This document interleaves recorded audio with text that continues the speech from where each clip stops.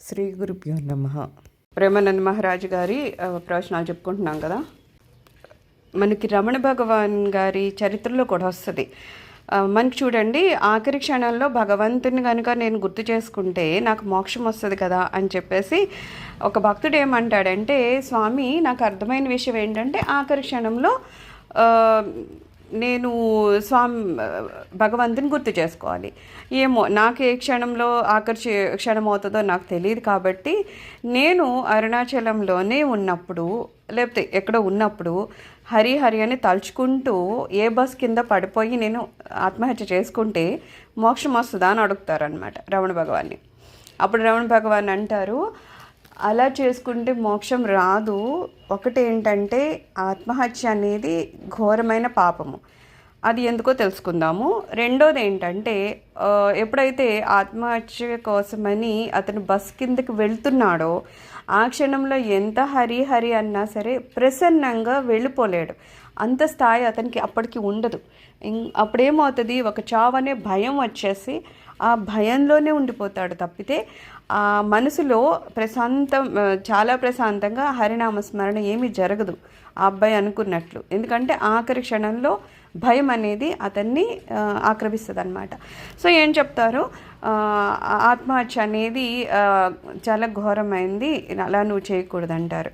ఎందుకు స్వామి అని అంటే, ఇక్కడ మనకి ఒక శరీరాన్ని ఇచ్చి పంపించినప్పుడు దానికంటూ ఒక లక్ష్యం అవి ఉన్నాయి, దానికంటూ ఒక కాలపరిమితి ఉంది, దానికంటూ కొన్ని శ్వాసలు తీసుకోవాలని ఉన్నాయి.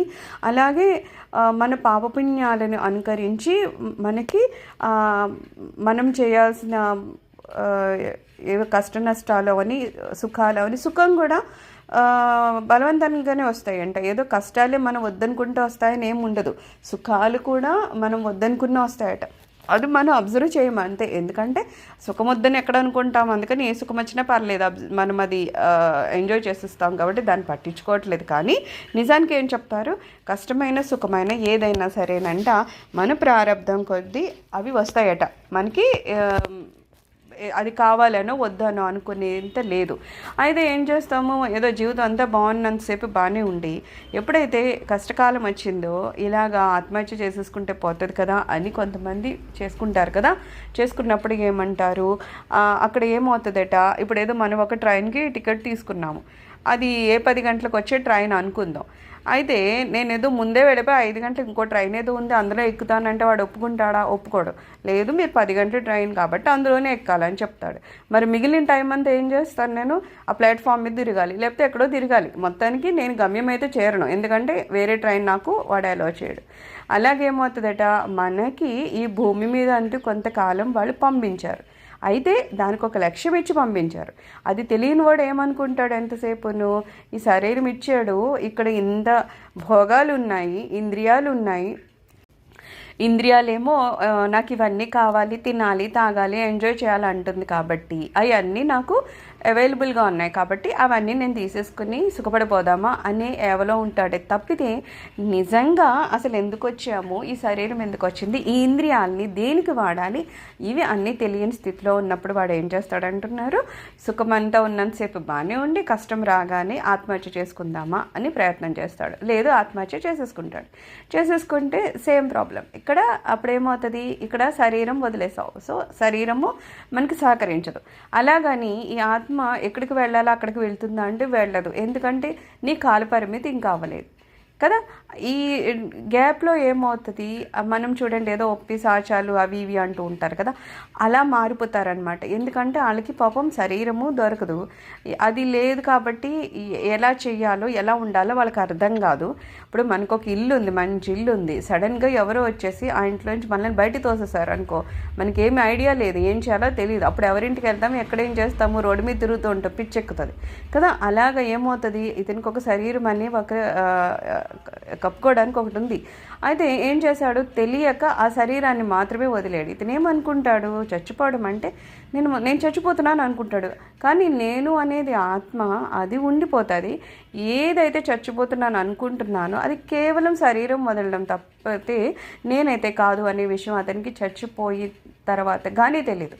అది ఆత్మరూపంలో ఇంకా తిరుగుతూ ఉంటుంది. అప్పుడు పిశాచం అంటారు. దానికి అంటారు కదా, ఇంకా అది అటు వెళ్ళలేక ఇటు భూమి మీద తిరగలేక నానా కష్టాలు పడుతుంది అనమాట. అయితే ఏమైంది, ఇప్పుడు ఏదో ఒక కష్టం అనుభవించకుండా చనిపోయాడు కదా, మళ్ళా ఏం చేస్తారు, మళ్ళా ఎప్పటికో చాలా కొన్ని వేల సంవత్సరాలమ్మ.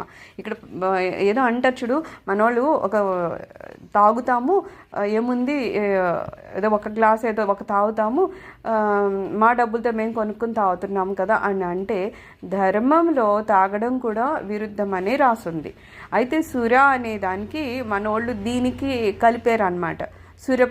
సురపానం ఏమి ఇక్కడ మనోళ్ళు తాగే సారాయిలు అవి కాదు, అది ఒక అమృతం లాంటిది. దేవతలు తీసుకొని అదొక ద్రవ్యం. ఎలా అయితే మనం రకరకాల డ్రింక్స్ తీసుకుంటామో అది వేరే రకం తప్పితే మనలాగా మద్యపానం కాదు.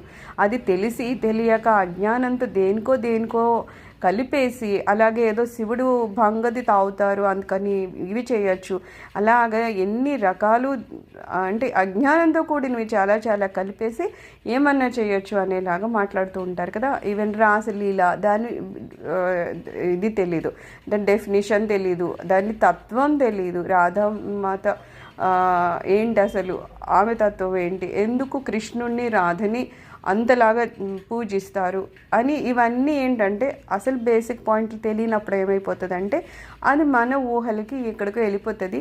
ఎవరో చెడుగా ప్రచారాలు మొదలు పెడితే అవి ఇంకో రకంగా మనసుల్లోకి వెళ్ళిపోతాయి. సో అక్కడ ఏమవుతూ ఉంటాయి అంటే ఇలా అజ్ఞానంలో కొట్టుకుంటూ ఉండిపోతారు. ఇక్కడ ఏం చెప్తున్నారు, ఎవరైతే ఇలాగా తమ సమయం కంప్లీట్ అవ్వకుండా ఆత్మహత్య చేసుకుంటారో వాళ్ళకి అంత మహాపాపం చుట్టుకొని వాళ్ళు కొన్ని వేల సంవత్సరాలు అనుభవిస్తారు. ఇప్పుడు ఇందాక ఈ పానం గురించి అందుకే చెప్పాను.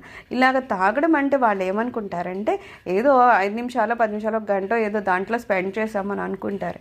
ఈ ఒక గంట ఉందే కొన్ని వేల సంవత్సరాలు వాళ్ళు నరకంలో యాతనలు చేసేటట్టు చేస్తుంది. అదేంటంటే మా డబ్బులతో మేము తాగేం కదా అని కదా అడుగుతున్నారు.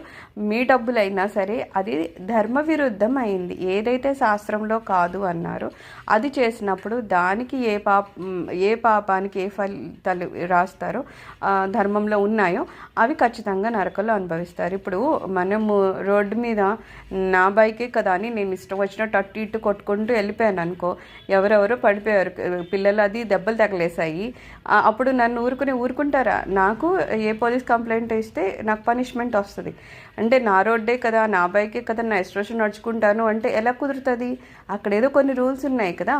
ఇక్కడే నీకు రూల్స్ ఉండి నువ్వు చేసిన పనులకి ఒక శిక్షలు అని అవి ఇవన్నీ ఉంటే మరి అసలు మనల్ని ఇక్కడికి పంపించారంటే అక్కడ ఇంకా ఎన్ని ఉన్నాయి, అక్కడ ఎంత మనము ఇంకా శ్రద్ధగా ఉండాలి. సర్వం శ్రీ గురుచరణ అరవిందార్పణమస్తు. లోక సమస్త సుఖినో భవంతు.